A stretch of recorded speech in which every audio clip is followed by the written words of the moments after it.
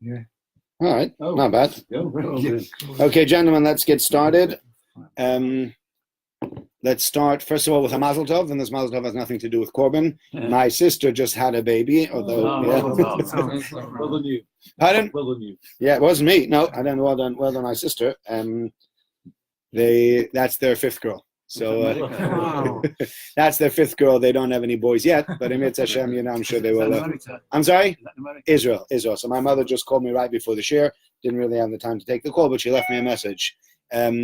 Funny, I just sent this to a friend of mine. A friend of mine just had a boy after 5 girls. And there's a song, you can YouTube it you can look on YouTube if you want to. It's very cute. Maybe I'll put in the link later. It's called Me and My Daughter's 5. Basically, it's about a young man who has one daughter and he says, it's great, but all we need now is a boy, and then we'll be evened out. And then he has a second daughter and he says, yeah, okay, 2's great, but I'd love to have a boy. And then he's got a third and a fourth and a fifth, and then he sees in the end, he says, God has blessed me so much with my 5 daughters, I'm not complaining at all. But it's a very sweet song how he makes his way through it. From London, from university. Yeah. It's a laboratory. He's had 8 girls and then he had a boy. All right, yeah, it happens. It happens. There's no guarantees of how things are going to. A chance. Do you know what they used to say is, there's a Moel's curse. If a person becomes a Moel, then they only have girls. They're like they're desperate to have a boy. Come on, God, come on, we got to make this right. It's like the roll of a dice. It's just a much more expensive, much more complicated roll of a dice. And 1, 2, 3. Oh, it's another girl. What is it? Seven and you get a passport? Everybody says 7 and you go to heaven. I don't know. I've never seen it, neither with boys nor with girls. Never seen it written down. You know what? Every child's a blessing. Let's move on. As long as the kids are all right. That's right. As long as they're healthy. Or somebody once said, you know what they said? There was a Sephardi fellow that they once spoke to, and they said to him, I said, what do you want? He says, to me, it doesn't matter, boy, girl, it's irrelevant. As long as, please God, it's healthy for the bris. Yeah, so we have yeah, okay. So, tonight, Parashat Nitzavim, we're going to discuss a few different things. I'm sorry I'm a bit late. I just had a few things I need to take care of after davening yet. So, there are a few points here that we can put together, especially with Rosh Hashanah, and I think they're very interesting points to put together with Rosh Hashanah. Let's start with the following. Atem nitzavim hayom kulchem. You are standing today, all of you, before Hashem, Roshechem, Shiftechem, the heads of your tribes, Ziknechem v'shatrechem, your elders, the police officers, whatever, Kol Yisrael, all the Jewish people, etc., etc. Go through it. This is page 1086 if you don't have it in the article Chumashim. And Rashi gives the regular explanation, and then Rashi says the following. There's another explanation, Medrash Agoda.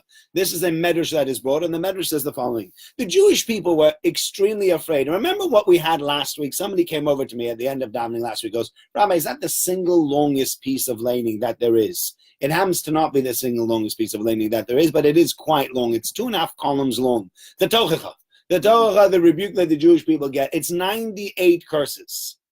Or as he calls it over here, Mea Chaser Shtayim, 100 minus 2. We'll have to see why he says 100 minus 2. Okay? So it's 98 curses. The Jewish people heard 98 curses, and they just went absolutely white. They didn't know what to do with themselves. Imagine if I said that to you, if we sat down and we said, let me give you the ideas in this classroom. I don't know if, have you ever done any classroom teaching? Anybody ever do any classroom teaching other than myself? Ivor, you've done classroom teaching? Yeah, adults or children? Adults. Yeah, adults is different. Yeah. Adults is a little bit different. Mm-hmm. Children, see, like adults is different. They're just going to be, if they're annoyed or they're bored, they won't be openly hostile. They'll do their own thing. They'll play on their phone. They'll sleep. They'll do lots of things. Kids have a great way of wiping the floor with a teacher. And so you get certain teachers that are tough. You get certain teachers that are not so tough, and you get certain teachers that are an absolute walkover. And the worst thing to be as a teacher is a walkover, because you walk in there, and if the kids know they can walk all over you, what are they going to do? They will walk all over you. Don't even think for a minute that they're not going to make mincemeat of you, because they will. They'll come in there, and they will talk, and they will throw things, and you're going to tell them to calm down. And then finally you lose your patience, and you scream at them. And what do they do when you scream at them? They laugh, right? Because that's the funniest. We got him to scream. The only thing that's better than getting the teacher to scream is what? There's only one more thing that's better than that from a student's perspective. Walk out. No, even worse than that. You get the teacher to cry. If you can bring the teacher to tears, you are the champion. You are the champion class. And you will tell people for posterity, do you remember Mr. So-and-so who taught our lesson? Yeah, we were terrors. He walked out in tears. A grown man walked out of our class in tears. You just feel so accomplished. It's brilliant, right? Now, there are certain teachers that nobody messes with. Do you know why? They walk in the first day. I mean, my wife even got taught this, although my wife, she was a very, very good teacher. She still is a good teacher, but she used to teach on a daily basis. She had a class that she taught before we got married. She taught an entire morning, a year 6 class, or year 5, actually. She went down to year 5 after teaching year 6 for 1 year. And she was an excellent teacher. But she said to me originally when she started teaching, when they used to train them, they used to say to them, you don't smile until Hanukkah. Yeah. Not only that, the first time there's an infringement in the classroom, don't care what it is, doesn't matter what it is. You take that kid and you slaughter him or her. Absolutely. Did you drop that pen in my lesson? What is wrong with her? And then you absolutely take them to the cleaners for dropping the pen, or for sneezing the wrong way, or for standing up and taking a drink when they're not supposed to. And then everybody else in the class will look and go, oh my goodness, do not start with that person. This Rabbi Rubenstein's son, who I work with, said to me, my father said to me, there was one teacher in his school that nobody ever messed with. And the reason was everybody thought he was a bit crazy. They just thought he was a bit demented or deranged. They just thought that you never knew where you stood with this guy. And because you never knew where you stood with this guy, you never ever tried your luck. You just didn't. Because who knows what day he has. And if he's got a bad day, you got 500 lines. That's just the way it went. And today's lines, in the olden days, it wasn't lines. You used to actually get strapped, right? So if you knew that your teacher could walk in at any point in time and say, Michael, give you 3 straps, sit down. What was that for? Come back here. You don't ask me what that's for. And he gives you another 3. Yeah? Why me? And then Tim. I'm looking at him and the other Michael, not you. All right. And if you ask why me, you get another 3. That's how it goes, no? In the school, that's how it went. But if you know that no matter what happens, any little tiny move out of place, and you're going to get it, and you're going to get it real bad. Nobody moves out of place. The Jewish people just got a warning that was just absolutely mind-boggling. They're just sitting back going like, oh my goodness me. This God means it seriously. I mean, this is really serious. Says Moshe Rabbeinu to them, oh, don't worry about it. You've done many, many things wrong. God's never punished you properly. So nothing to worry about. That's what Rashi says. And this Rashi is very, very worrisome and very troubling. Because, think about it. And Kli Yakar asks this question. He says, think about it. Is Moshe Rabbeinu actually taking his entire warning and throwing it in the bin? He told the Jews, and God's going to do this to you, and God's going to do that to you, and God's going to be strict, and God's going to strike you, and he's going to give you this and give you this. And the Jew goes, oh my God, this guy is really serious. And Moshe said, nah, he was just joking. So there goes the whole tochacha. What did we lay the whole thing for last week, if it's all a joke anyway? That's what Moshe Rabbeinu was saying. Nah, God's not going to do it anyway. And you know what? Maybe God does do it, but you just haven't done anything bad enough. Some teachers, they'll punish you, but it's only when you reach that point. Right? I have taught sometimes, and there are boys that have gotten punished. And they said afterwards, but I wasn't the main culprit. I said, you might not have been the main culprit. But there were people doing all sorts of ridiculous things in the classroom. And I made a warning, and I said, the next person to act out of line is going to get work. You were the next person that acted out of line. He says, but I didn't get me to that point. Okay, you didn't get me to the point, but you're the one that pushed you're the one that crossed the border first. Sorry. That's just the way it is. But until you cross that line, well, there's no punishments. Says the Kli Yakar, well, maybe they've not crossed that line yet, but when they cross the line, oh my goodness, God help them. And if it's coming from God, you really got trouble. You can't even have God help you on this one. So what's Moshe Rabbeinu saying? So Kli Yakar says something very interesting. I found this very interesting. Kli Yakar says the following. He says, listen, there are all these different curses in Nitzavim, and they're quite tough, but there are 2 curses. Those are the toughest curses of all the curses. And that's why he says 100 minus 2. Because there's really 100 curses. There's just 98 that are mentioned by name and 2 more. And I will read to you those 2 curses. Turn back to page 1082 for a second. To verse 61. Even any illness and any blow that is not written in this book of the Torah, Hashem will bring upon you until you are destroyed. Okay? That's rough. Because if I say to you, you're going to be hungry. Okay, I'll be hungry. People will die, right? I understand people will die. What if I said to you, oh, God help you if anything happens. What's going to happen? Oh, you don't want to find out. You're like, no, tell me what it is. Oh, no, I can't. You'll just learn the hard way. That's much worse. Do you know the old Jewish joke? The fellow who came into the inn and he sat down to eat, and the guy comes over and he says, yes, what can I get you? He says, I'd like your top menu. He goes, well, that's the duck. I says, well, have some duck, please. He says, but the duck's very expensive. Do you have money to pay for it? He goes, no, I don't have any money to pay for it. He goes, you have money to pay for it? I'm not bringing you anything. Forget about the duck. I'm not even going to bring you the cheap stuff. He goes, you bring it to me now or I'll do to you what my father used to do when he didn't get anything to eat. He says, you'll have to do what? He says, I will have to do what my father did when he didn't get anything to eat. This guy's really, really scared. He runs into the kitchen, brings out the duck. He sits down. The guy eats the duck. He's so satisfied. He's finished. He goes, can I just ask you, what did your father do when he didn't get anything to eat? He says, well, he went to bed hungry. You know? Right? Now, awful old Jewish joke. But the point is, if he had said that right from the outset, he would have said, forget it. You're joking. Who cares? I don't care about anything that you say. But because it says, you just wait, because you're really going to get, you'll get what my father used to do when he didn't get what to eat. What did your father used to do? I've not told you. Right? Hashem says, any illness that you don't know might come your way. And that's really disconcerting.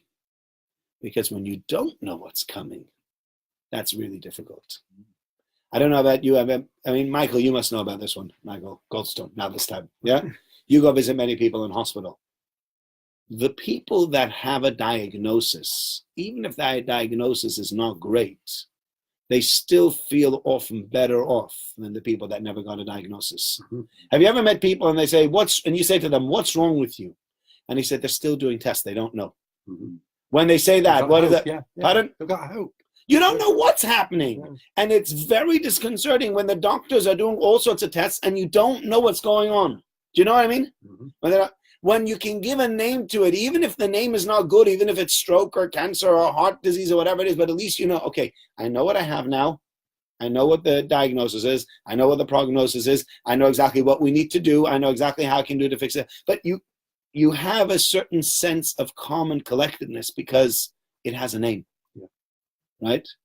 I think even in general, for lots of things, people, they just want to know, what is it?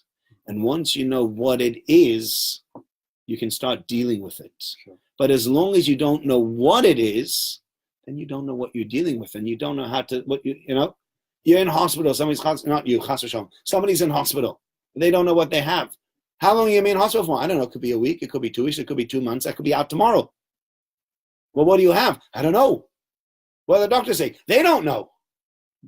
Yeah, do you know what I mean? That's a very uncomfortable situation to be in. And that's why the Torah tells us over here, that's what they were all afraid about. And Moshe Rabbeinu says, don't worry, even those 2 things are okay. You'll manage even with those 2. Even those 2 are not defined, you're still okay with that. But that, when you come to Rosh Hashanah, I think that's the scary thing about Rosh Hashanah. Rosh Hashanah is, you come to Rosh Hashanah, it's an open book. And you have no idea. Anybody have any idea what's going to happen next year? Anybody know it's going to be good?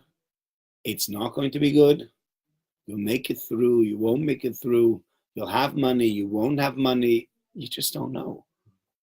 And God forbid, there's so many things that could happen, and it's the unknown that you find so scary. I mean, that I find so scary about Rosh Hashanah, because there's no lack of things that could go wrong in your life.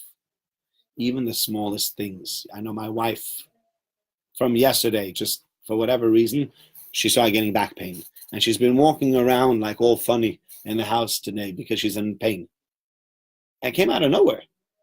So hopefully she's going to get somebody's going to give a massage, or somebody's going to come, a chiropractor or a physical therapist. I don't know what she's going to get to try to help her sort it out.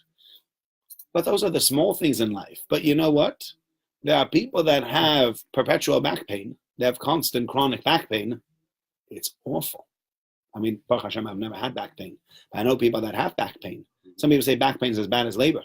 It's just, I had a friend of mine who said to me recently, he says, I was sitting at Slichas, and I made a movement. I don't know what the movement was, but then I couldn't get out of my chair. I'd done something to my back, and I'm just, everyone shmako, you just can't get anywhere. If you know what's happening, Rosh Hashanah, you just don't know. Mm-hmm. And so it means all the more so we need to pray for a good year. Because we all want a good year.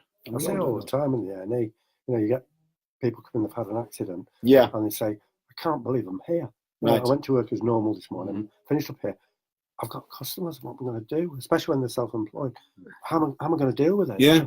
I know what you mean. Just like that, they've changed the whole life. Yeah, I'll tell you an interesting story. This is a true story. There was a rabbi, there's a famous rabbi, I think his name was, I think it was about Shema Michashar, Reb Zekelei Vormzer.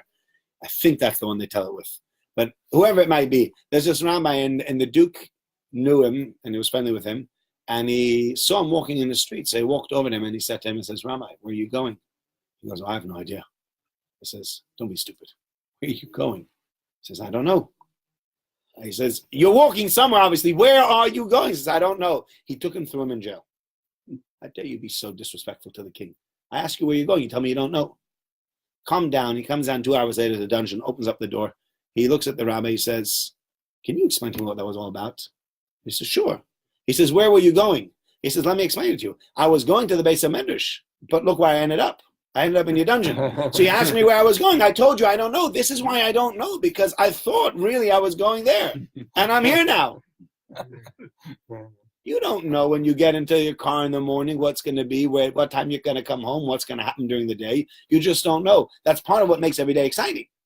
But on the other hand, it's the thing that we need to daven for before Rosh Hashanah or on Rosh Hashanah, to say, Hashem, we don't know what's going to be. Just please let it be good. Okay, that's number one. Moving on, number two. There's a very interesting thing here. And this in general I find is a problem that we deal with nowadays. Verse 15. Ki atem yedatem, you know, Esa yeshavnu be'eretz Yisrael, that we dwelled in Mitzrayim. And the pass through the nations that you've passed through. And you saw their abominations, and their detestable idols. Wood and stone, gold and silver that's with them. Maybe there's amongst you Isha, a man or a woman, a mishpacha, a family, a tribe, which wants to go and wants to serve these idols. And they ask the question. So I don't understand. You just said, Matiruish, you could say him. You saw the abominable things. You saw the disgusting practices. And after it says you saw all these things, it says, maybe one of you wants to join them. That's very strange. If we've just said you've seen the things that they're doing and it's absolutely disgusting, why would you want to join them afterwards? How do we explain that? Why would they want to do the things that are wrong? So there's an interesting story that they tell. Rav Shalom Shvadron. Rav Shalom Shvadron was the Maggid of Yerushalayim. He told this story once. He says he was once walking through Yerushalayim, and the smell came into his nostrils, and it was absolutely horrendous. It was awful. He didn't know what to do with himself. It was gagging, and he realized he was right next to a cesspit, where in the olden days when they didn't have proper sanitation, so they had these big cesspits. And he's walking past and he's holding his breath and he's closing his mouth and he doesn't know what to do with himself. He's just so ill from this whole thing. And finally, he passes by and he looks inside and he sees there are 3 Arab workers sitting in that cesspit having lunch, eating their sandwiches. And you're like, what's with these guys? The smell is so awful, I can't breathe, and they're sitting in there and they're having the sandwiches. To which he said, depends how long you're there. Right? When I often think about this, you know the sanitation workers from Barry Council? By far, by the way, what's the worst bin by far? The brown bin. Everybody agrees the brown bin is by far the worst bin. Because that's got all the food rests. If you've done your recycling properly, so what's in your green bin? Paper? I mean, how bad does paper smell? Recycling paper, throw it in there. You have your recycled bottles, most of them are okay. And if you wash out your milk bottles, even they're not so bad. You have your regular waste. So regular waste is not great, but if you've done it correctly, all the food waste and all the leftover food is not there. So it's not great, but the food waste is just awful. You know, the brown bin, and you open them up and there's flies and maggots and all sorts of stuff. It's just absolute. Do you know what I'm talking about? It's just absolutely disgusting every single time you need to take it out. My wife in the summer didn't want to use it because it was such a heat wave and it was so bad and it was making such smells and it was creating so many flies and things around that for 2 or 3 weeks we didn't use it, even though we were struggling with our bins. Because if you don't use it, we struggle with a black bin, with a gray bin, whatever you want to call it. Either way, hi Brian. So, either way, you have these bins, and they're awful. And yet you see these sanitation workers, and they're getting on, and they're getting off, and they're not making a fuss of it. So how do they do it? Because when I stand in the road, and the truck, the dustbin lorry, drives past me, I get a smell of it, but only for 30 seconds or a minute. And then what happens? Oh, it's awful, right? These guys have been working on that truck for the last who knows how many hours. And because they've been working on that truck for so many hours, they're used to it. Their nose already doesn't register with them. It's just, yeah, whatever. Don't you smell it? No, don't smell it anymore. I remember once or twice I've been to people's houses. It's really sad when you go to people's houses like that. I've been to people's houses that sadly, you know, either they were going through neglect or they couldn't take care of themselves. Anybody here go visiting? You, Ian, you must know. You've told me this sometimes. Either you or Ian Creek has told me also. Have you been to people's houses where you do what are they called? Domiciliary. Domiciliary. See, I knew I'd get the word wrong. You do domiciliary visits, exactly. And you can go inside, and the entire house smells, sadly, of urine. I mean, I'm not saying this, and you know, I'm not pointing any fingers. But sadly, people, sometimes elderly people, can't take care of themselves, and the house smells awful. Remember once having a case where I called Dine Berger on the way to the Beis Olam, and I said, Dine, I don't know what to do, but they're having a shiva here. There's no way I can daven in this house. I believe that it's probably forbidden to daven in this house because the house smells so bad that in halacha you're not allowed to daven in such a place. And the smell was just. Do you know what I mean? Yeah, sure. Do you do domiciliary? Not anymore. Did you used to? That's right. Yeah. Did you used? Do you know exactly? Do you know what I mean? Yeah. Again, it's sadly these people have gotten older and can't take care of themselves the way they used to be able to take care of themselves, and they might not have the mood. They might not have the money to get it done. Your feet stick in the carpet. Really? Oh. What was Dan Burgess' answer? He said he couldn't daven there, but I couldn't stop them from making making it. So I didn't. That was one of the few shivas that I never went to. I felt awful about not going. But I just felt I couldn't go. I for myself. I called up somebody and said, look, we'll have to have it anyway. So there were other people that did the shiva there. I couldn't call them up and say, sorry, your house stinks too much. You have to do the shiva somewhere else. You know, it was one of those cases where you couldn't do it. Sure. But you know what I mean, Michael? Ian, you know, it's sad. It's awful. Right? And you come in and you think to yourself, I can't breathe. And yet there are people that live there.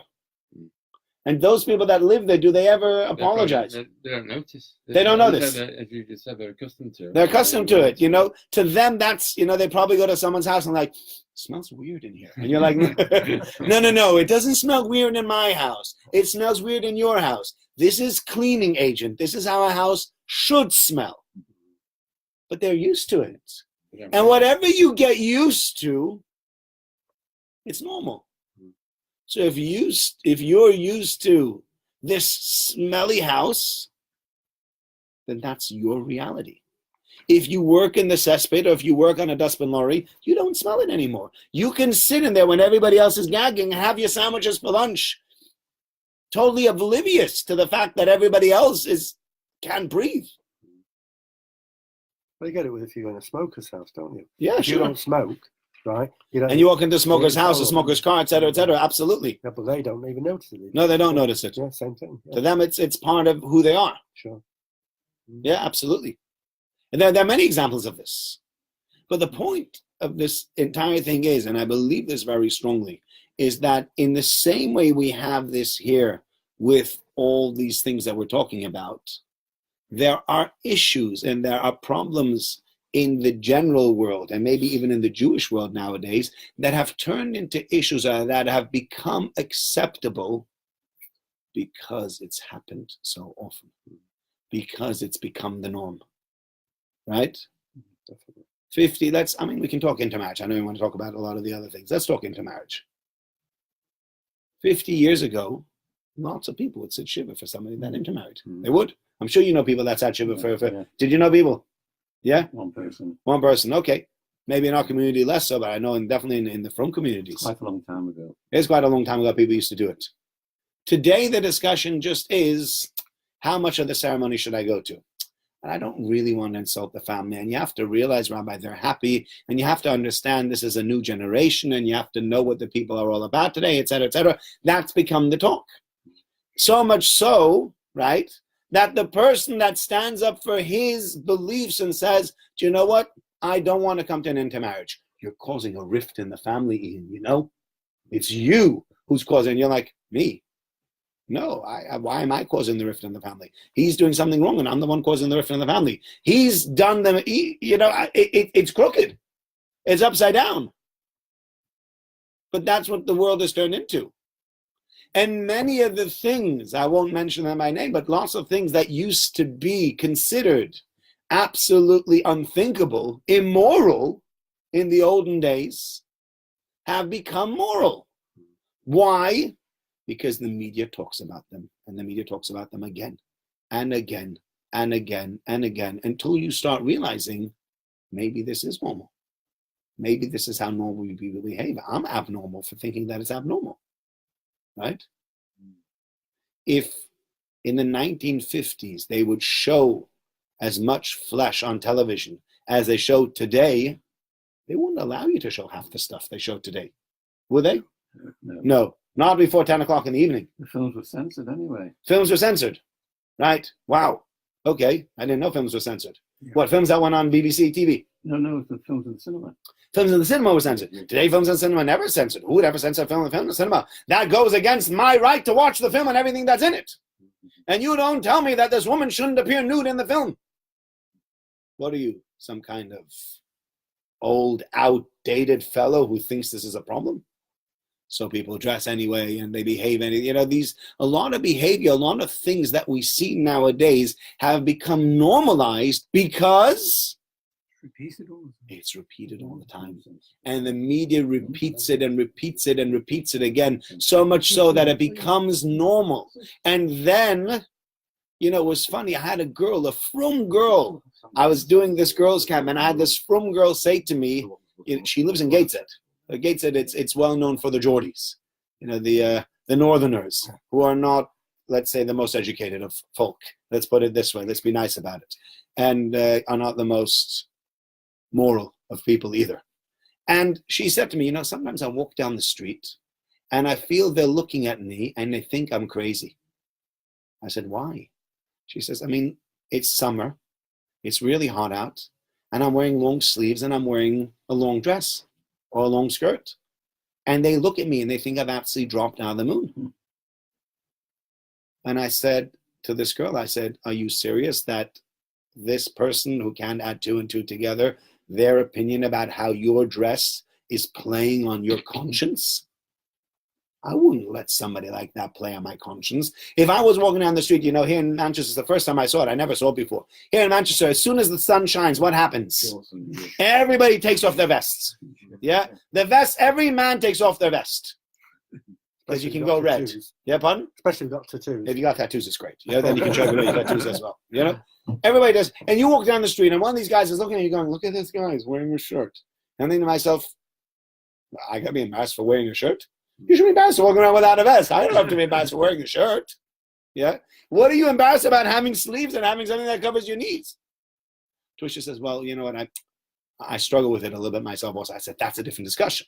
I said, and quite honestly, I'm not willing to have that discussion with you. That's a discussion you need to have with my wife. My wife is excellent at explaining these kind of things. You go speak to my wife. She'll explain it all to you. I don't like having these discussions with girls because, especially with young, frum girls, I don't know what I can say, My wife's much, much better at getting it right and explaining it to them from a woman's perspective. It doesn't sound right often from a man. If men try to explain to women why or how they should dress, it often comes across patronizing. So I say, you go to my wife. My wife will explain the whole thing to you. And she will. This girl said, well, I don't feel comfortable. I said, okay, then don't.